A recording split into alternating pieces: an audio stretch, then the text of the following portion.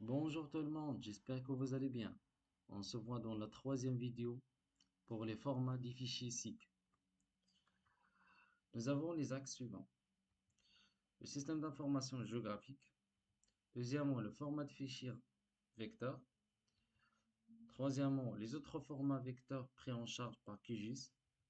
Quatrièmement, les formats de fichiers raster. Cinquièmement, les autres formats raster compatibles. Sixièmement, comment les ajouter dans QGIS.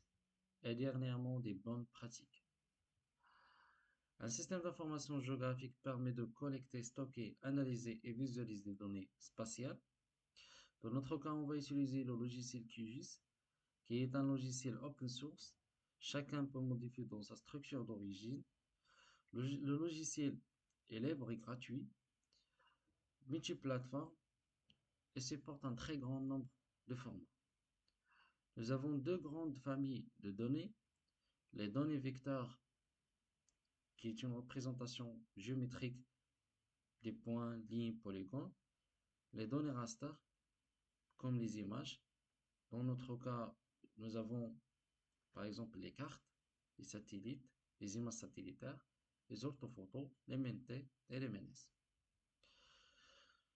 Il y a des fichiers associés à chaque format vecteur. Le fichier SHP qui contient la géométrie des points, lignes et polygones. Le fichier SHX qui contient l'indexation des géométries. Quelle relation lie entre les deux couches? On parle surtout sur la relation topologique.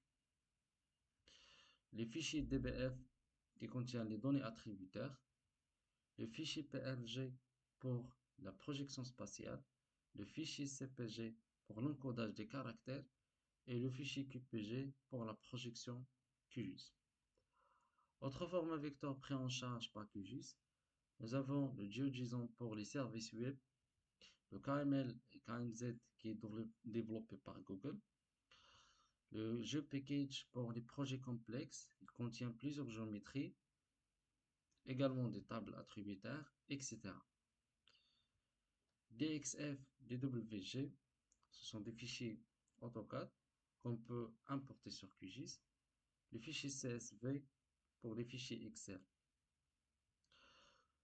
Alors, nous avons les formats de fichiers raster, les formats ou bien le format le plus courant est fichier TIFF ou bien JUTIF, qui est un format géoréférencié qui contient l'information spatiale par défaut et peut contenir plusieurs bandes. Autre format raster compatible, nous avons le JPEG, le PNG. Comment les ajouter dans QGIS? On peut facilement les ajouter soit par le menu ou bien la barre de menu. Il suffit d'aller vers Ajouter et cliquer sur Ajouter une couche. Ou bien naviguer et glisser le fichier depuis votre dossier directement. Alors, des bonnes pratiques, il faut toujours conserver les fichiers SHP ensemble dans le même dossier, utiliser le GeoPackage pour des projets complexes, vérifier la projection de chaque couche, organiser les dossiers de données proprement. Merci et à bientôt.